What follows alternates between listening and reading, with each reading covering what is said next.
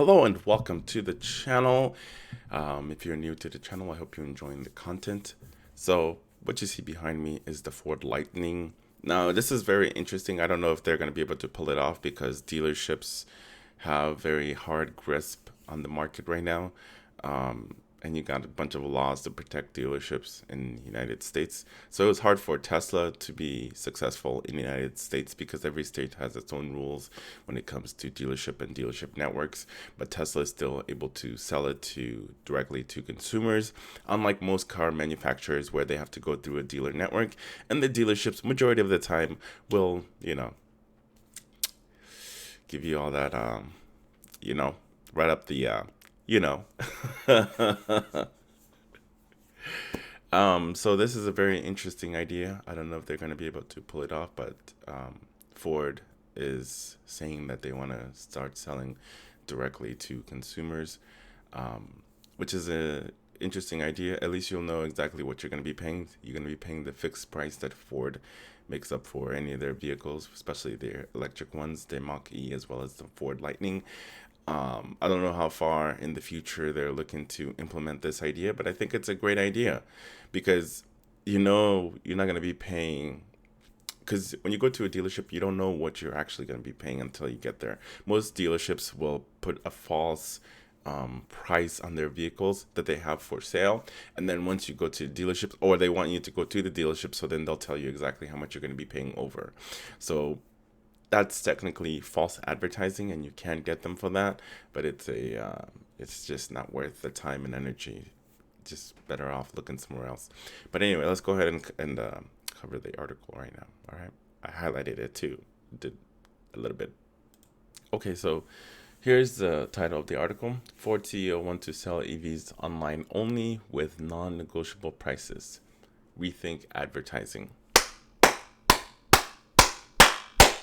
Giving them the resound clap, because if they can do this, I think it's a huge win for Ford as well as the consumers that want to buy these EVs and they don't want to go through the necessary channels of dealing with these dealerships or these scummy ass thieves, stealerships. But anyway, let's go ahead and click out of those ads. All right, so I just highlighted things that are usable, but I will put a link in the description if you want to go read the whole article.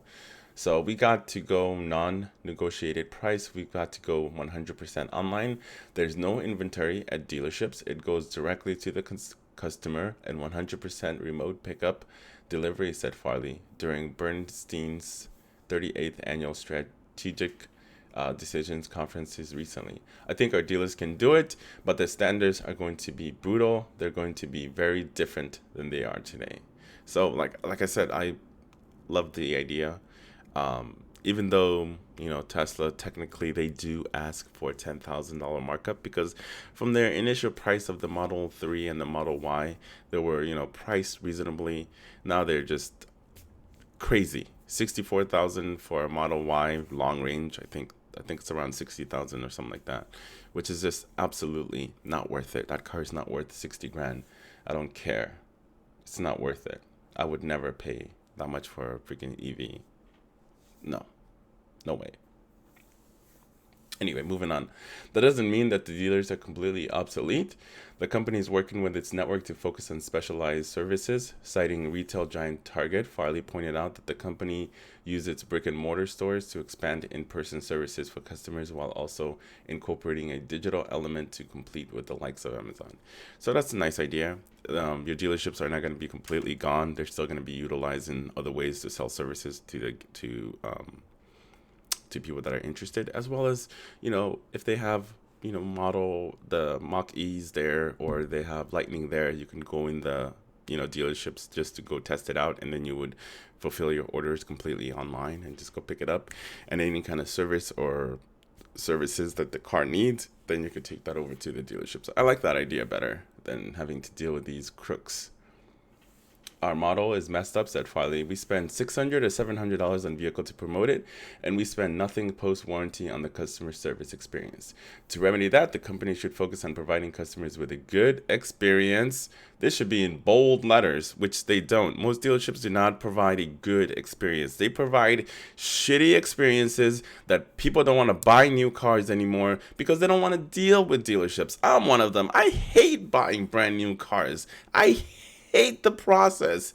It's just it's such a pain in the ass having to deal with all these. I'm sorry. This just gets me triggered. I apologize. But yeah. Moving on. Where are we at? Helping with them software updates. Okay, so here we go. To remedy, the company should focus on providing customers with good experience by helping them through software updates, giving complimentary detailing, and offer other services like window tint, maybe some PPEs. You can have that over to your dealerships, something like that. I don't know. It's also a model inspired by Tesla's approach to Norway, where it maintains a dealer network. Unlike in North America, that's because customers there want services, not just sales. Future success, though, will also require Ford to get it right the first time. That's very important for you to get it right the first time. And reduce his spending on defect repairs. Farley said, take your vehicles out of Mexico. Stop building them in Mexico and build them here in the United States. Build them here.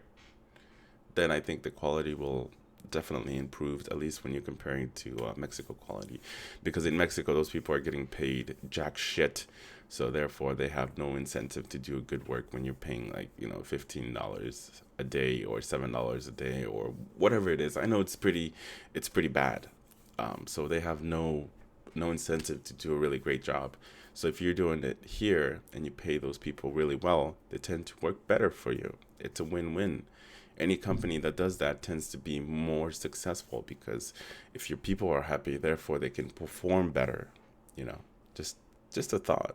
I'm just an armchair guy making my opinion. But to me, as a person that works in companies, but when the company takes care of you, you tend to be more positive. You're more inclined to do a better job. That's facts. All right, moving on. Farley said the company has to be radical on its quality and also reduce the prices of batteries. All true. All of which require the company to hire top talent from the likes of Apple and Tesla, even if they make 10 times what I do. That's another important bullet point there. You want the smartest people to work for you. You want the best engineers. You want the smartest people to want. If you're the CEO, you want somebody that's smarter than you to run certain division within your company to make you better quality, product. You know what I'm saying? What you're trying to sell to people, you want a real intelligence. So it makes sense that you want to pay them as much as possible because you want them to stay. Or if you have to steal them from Apple, Tesla, or wherever it is, you can do it. You got the money, Ford. You got it. Now, this one makes complete sense too. If you're a Super Duty customer towing 10,000 pounds in Montana or on the north slope of Alaska, he said an electric vehicle is an awful solution. The batteries are too heavy. I hit the mic right there. But see, that makes complete sense. So that makes complete sense because, yes, the batteries are heavy. And you're adding 10,000 more, or depending on the weights that the Ford Lightning can tow. It makes absolutely no sense at all. Even the Rivian, when you're towing a trailer, you lose about 50% of that range. But also depending on how you drive that said electric vehicle, you might lose even more range. So it's definitely not worth it.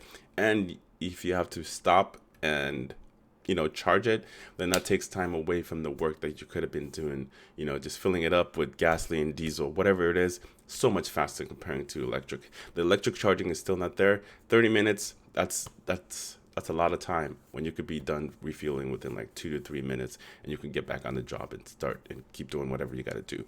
So anyway, let me know what you guys think of this idea. I love it, especially when it comes to the electric version of it. I think that some of these dealerships needs to get shafted so they don't, rip off customers. I completely agree with Farley on this case here.